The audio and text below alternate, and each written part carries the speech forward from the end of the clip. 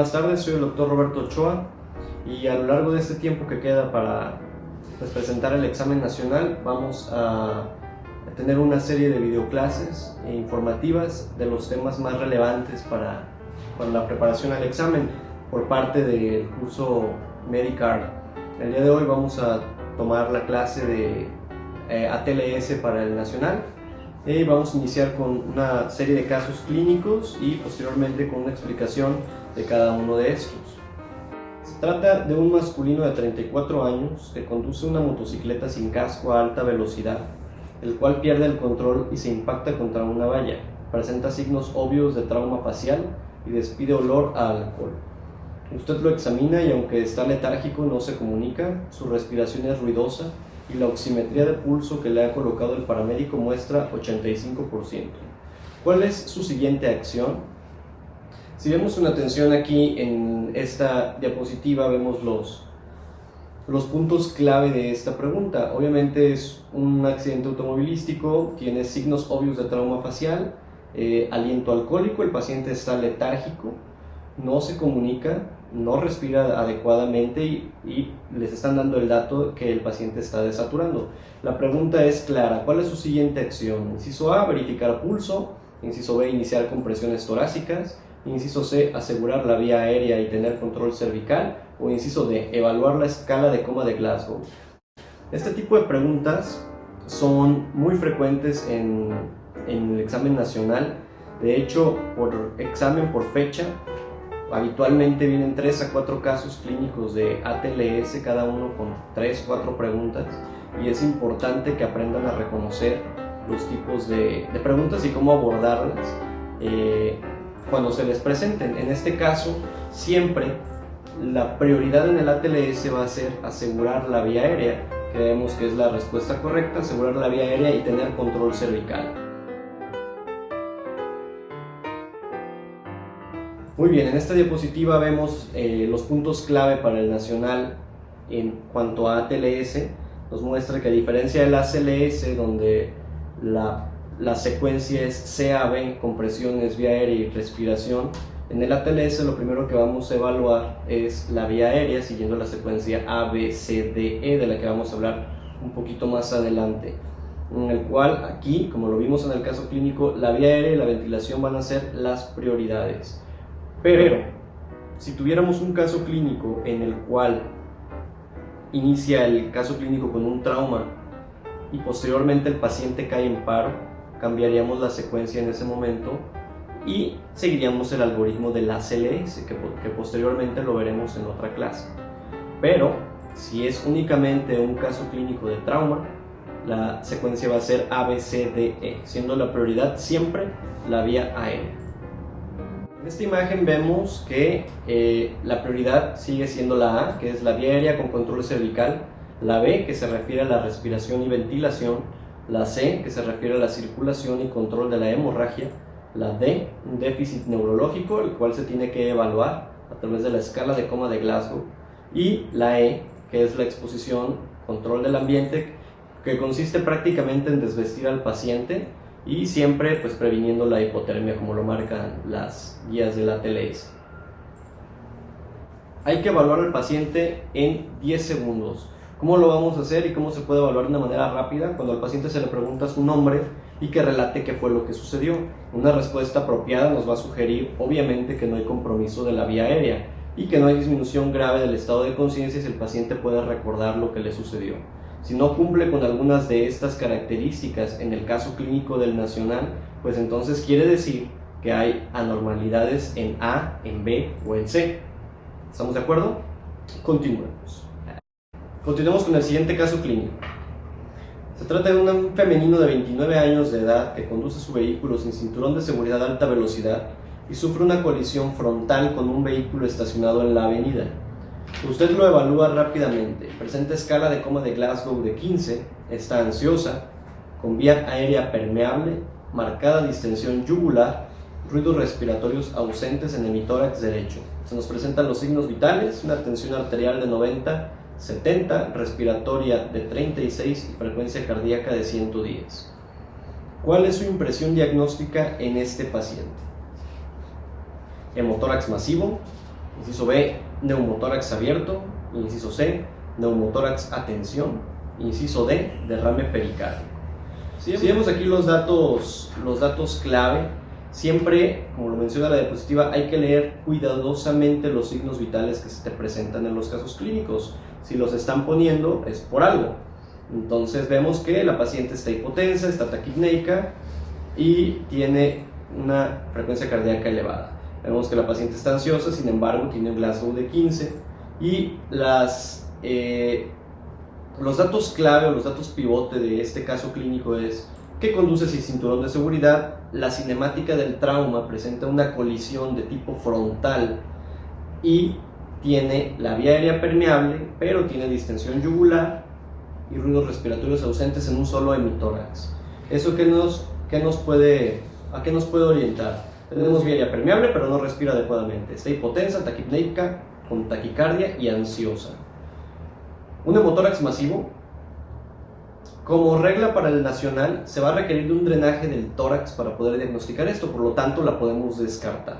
Un neumotórax abierto, pues nunca mencionan que haya una herida penetrante en tórax. Entonces, si no están dando el dato, pues como regla para el nacional hay que dar por hecho que no tiene eso. Un derrame pericárdico, como regla para el nacional te van a dar la tríada de Beck, que la vamos a hablar más adelante, pero si no te mencionan la tríada de Beck o no conocen la tríada de Beck, hay que investigarla. Por lo tanto, vamos a hablar más adelante de derrame pericárdico, pero no es eso, es un neumotórax a tensión. El neumotórax a tensión es parte de los traumas torácicos, que son de los temas más preguntados en el ATLS en el nacional.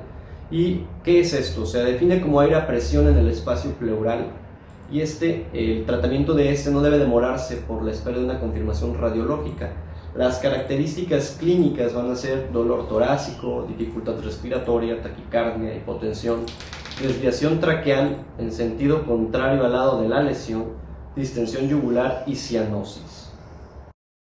El neumotórax a tensión lo podemos confundir inicialmente con un taponamiento cardíaco. ¿Cómo se hace la diferenciación? Como regla para el examen nacional, si tenemos, en el caso clínico te dan los datos de hiperresonancia a la percusión torácica, desviación de la tráquea, ausencia de ruidos respiratorios en el hemitórax afectado, esto es igual a un neumotórax a tensión. Continuamos con la siguiente pregunta. Es un caso clínico seriado. ¿Cuál es el manejo inicial en la paciente del caso anterior? Y por último, preguntan cuál es el manejo definitivo. Es importante saber reconocer estos tipos de preguntas que a veces pueden ser un poco capciosas y por el estrés y por la rapidez de contestar el examen no las leemos adecuadamente. Vamos a ver que el manejo inicial va a diferir del definitivo. El manejo inicial, inciso A, insertar aguja gruesa en el quinto espacio intercostal, línea media axilar. Inciso B, una toracocentesis y colocación de sonda pleural. Inciso C, insertar una aguja gruesa en el segundo espacio intercostal de la línea medio clavicular. O inciso D, tomar radiografía de tórax rápidamente. Podemos descartar rápidamente la D, ¿no? Tenemos una radiografía de tórax rápidamente, no es un manejo, es un abordaje diagnóstico. Entonces, es la primera que descartaríamos. Insertar una aguja gruesa en el quinto o en el segundo espacio intercostal. ¿Qué nos dice el ATLS? ¿Qué nos marca el manual del ATLS? La respuesta correcta es insertar la aguja gruesa en el segundo espacio intercostal, línea medio clavicular, lo cual va a diferir del manejo definitivo. Las respuestas que nos proporcionan son colocación de una gasa con cinta en 3 lados de esta, insertar tubo torácico en segundo espacio intercostal, línea media clavicular, insertar tubo torácico quinto espacio intercostal, línea media axilar, o una ventana pericárdica en caso de que alguien haya pensado que sí efectivamente tenía un tamponaje cardíaco. Pues esa sería la respuesta, y en el caso clínico seriado pues tendríamos un error. En este caso el manejo definitivo va a ser insertar el tubo torácico en el quinto espacio intercostal de la línea media axilar. Debe de hacerse el manejo inicial sin demora, con un yelco, una aguja gruesa en el segundo espacio intercostal, la cual es efectiva hasta en el 50% de los casos, y con esta maniobra se va a convertir en un neumotórax simple. El manejo definitivo va a ser la colocación de un tubo torácico en el quinto espacio intercostal en la línea axilar media, aproximadamente a nivel de la tetilla. ¿Y en qué difiere un neumotórax a tensión de un neumotórax abierto? El neumotórax abierto se va a dar, se va a dar de acuerdo a defectos grandes en la pared torácica que va a producir un desequilibrio entre la presión intratorácica y la atmosférica del ambiente. El aire va a seguir un curso hacia donde hay menor resistencia, por lo cual va a dificultar una ventilación eficaz, llevándonos a hipoxia e hipercapnia. La siguiente pregunta sería: ¿cuál es su manejo inicial en un paciente con neumotórax abierto? Insertar una aguja gruesa, quinto espacio intercostal, línea media axilar, una toracocentesis y una colocación de sonda pleural, insertar una aguja gruesa en el segundo espacio intercostal de la línea medio clavicular, o colocar un apósito oclusivo estéril fijando solo 3 lados. Y por último, ¿cuál es el manejo definitivo del neumotórax abierto? Colocar un apósito oclusivo estéril fijando solo 3 lados, colocar un drenaje pleural alejado del sitio de la herida, llevar de inmediato al paciente a quirófano o un ultrasonido FAST en urgencias. Muy bien, en cuanto a la primera pregunta, ¿cuál es su manejo inicial? Es colocación de un apósito oclusivo estéril fijando solo 3 lados. ¿Por qué solo 3 lados? Para que haga un efecto de válvula. Puede hacerse con una gasa, puede hacerse con una bolsa. Únicamente es una maniobra de rescate para poder intentar descomprimir un poco el tórax. ¿Cuál es el manejo definitivo del neumotórax abierto?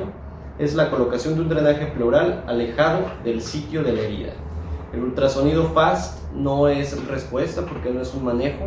Eso, se lo repito de nuevo, es una maniobra o un método diagnóstico.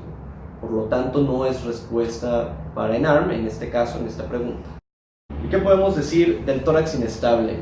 ¿Cómo se define? Es el resultado de 2 o más costillas fracturadas consecutivas en 2 o más sitios. Esto hace que el tórax pierda su continuidad ósea con el resto de la caja torácica. Esto puede ser, ¿cómo se puede diagnosticar? Pues palpando cuidadosamente los movimientos respiratorios, los cuales van a ser anormales, pueden tener una respiración paradójica, y a través de la crepitación de las fracturas costales al momento de la palpación. Son los datos clave que les van a dar en el caso clínico que les presenten en el examen. El tratamiento inicial siempre son medidas de soporte, siempre vía aérea, una ventilación adecuada, aplicación de oxígeno humidificado y reanimación hídrica, analgésicos, incluso pueden dar opioides intravenosos. El tratamiento definitivo, de nuevo la vía aérea es la prioridad, asegurar la oxigenación adecuada e incluso valorar la intubación. Pasemos con el siguiente caso clínico. Se trata de un masculino de 31 años de edad, copiloto de un vehículo que conducía a su compadre a alta velocidad. Ha sufrido una colisión frontal contra un poste. Los paramédicos lo han sacado del vehículo y le comentan a usted que el paciente sí llevaba cinturón de seguridad. Usted evalúa rápidamente al paciente. Paciente con apertura ocular al estímulo doloroso, habla desorganizada, retira la mano de usted a la estimulación dolorosa. Paciente con venas yugulares aplanadas, a la palpación del tórax no advierte crepitación, pero a la percusión se escucha un sonido mate en hemitórax izquierdo cerca del quinto espacio intercostal. Los ríos respiratorios están ausentes en el mismo hemitórax.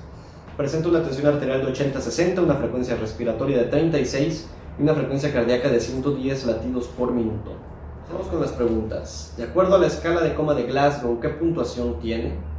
¿Cuál es el diagnóstico más probable? ¿Y cuál es el tratamiento definitivo en este paciente? Regresemos al caso clínico y vemos los puntos clave. Escala de coma de Glasgow de adultos y pediátricos, preguntas recurrentes año con año en cada examen nacional, por lo tanto es importante aprendérselos. Vemos los datos pivote. El paciente le comentan que sí llevaba cinturón de seguridad. Y aquí están los datos clave para contestar la primera pregunta. Apertura ocular al estímulo doloroso. Habla desorganizada y retira la mano de usted a la estimulación dolorosa. ¿Cuántos puntos tenemos en la escala de Glasgow? Si nos acordamos de cómo se evalúa o la puntuación de cada una de estas, vemos que nos evalúa la respuesta a la apertura ocular, la respuesta verbal y la respuesta motor. Aquí ya está contestado para ustedes. Tenemos 4, 8, 10 puntos en la escala de coma de Glasgow.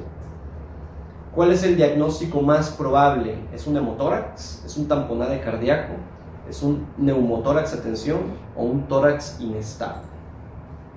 Tenemos los datos clínicos. Les están dando que tiene un sonido mate en el hemitórax izquierdo y no tiene ruidos respiratorios en ese hemitórax.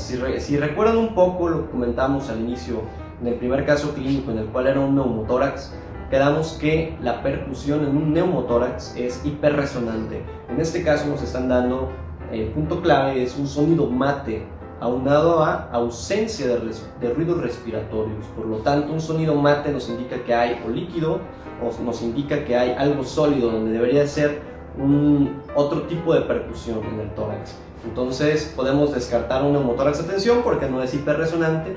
Un tórax inestable, nos están dando el dato clave en el caso clínico que no hay crépitos en la palpación de las costillas.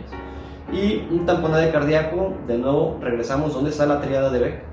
Entonces no nos están dando tríada de Beck. Tiene datos clínicos para pensar en un hemotórax. Nos están preguntando en la siguiente, ¿cuál es el tratamiento definitivo de este paciente? Un tubo de drenaje pleural, una toracocentesis, una toracotomía o un drenaje guiado por ultrasonido. La respuesta es una toracotomía, el tratamiento definitivo. No nos están preguntando manejo inicial, no nos están preguntando evaluación diagnóstica inicial. Entonces, la mejor respuesta es toracotomía. Hay que recordar que el nacional se basa en la mejor respuesta, no en la respuesta correcta. Entonces, la mejor respuesta en este caso es una toracotomía. ¿Cómo se define un hemotórax? Como el acúmulo de sangre en cavidad torácica.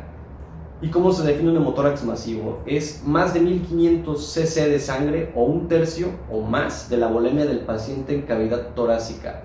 Por lo tanto, no es respuesta de nacional hemotórax masivo si no les dicen que antes se le colocó un tubo de drenaje para cuantificar la pérdida sanguínea. ¿Cuál es la causa más común de los hemotórax? Ya lo vimos, heridas penetrantes o lesión de vasos sistémicos o iliares a consecuencia de un trauma cerrado, que probablemente fue lo que pasó en ese paciente. ¿Se puede confundir con un neumotórax de tensión? Claro que sí, pero ¿cómo lo diferenciamos? Aquí te decimos cómo. El neumotórax de tensión y el hemotórax masivo cursan ambos con una disminución de ruidos respiratorios a la auscultación, pero la percusión marca la diferencia. Hiperresonante neumotórax, como lo vimos al inicio, mate en el hemotórax. Las venas yugulares se van a encontrar aplanadas. Y pues como conclusión, si tenemos un paciente chocado, con ausencia de ruidos respiratorios, percusión mate en un hemitórax y venas yugulares sin ingurgitación, estamos ante un hemotórax. En cuanto al tratamiento inicial, va a ser restituir el volumen sanguíneo con soluciones cristaloides intravenosas, con vías de grueso calibre, transfusión sanguínea, incluso menciona la ATLS, la autotransfusión, y para drenaje, pues colocación de un tubo torácico. El tratamiento definitivo va a ser la toracotomía y ver si hay lesión de los vasos. ¿Cuáles son las indicaciones de toracotomía? En un hemotórax masivo, ¿cómo lo vamos a definir? Como un drenaje inmediato de 1500 cc de material hemático después de la colocación del tubo pleural, drenaje de 200 mililitros por hora en las primeras 2 a 4 horas, o el requerimiento de transfusiones sanguíneas repetidas. Todo esto son indicaciones de una toracotomía. Pues con esto damos por concluido el tema de trauma torácico de ATLS para el examen nacional. Son más los temas que se abordan en el curso de ATLS. En cuanto a lo que se pregunta en el examen nacional, si vienen lesiones abdominales, traumatismo craneoencefálico, es parte de las herramientas con las que nosotros contamos para prepararlos para el examen nacional. Incluso pueden encontrar el examen de ATLS en la plataforma, el cual se basa en casos clínicos tipo ENAR y en las preguntas del curso de ATLS. Nos vemos para la próxima.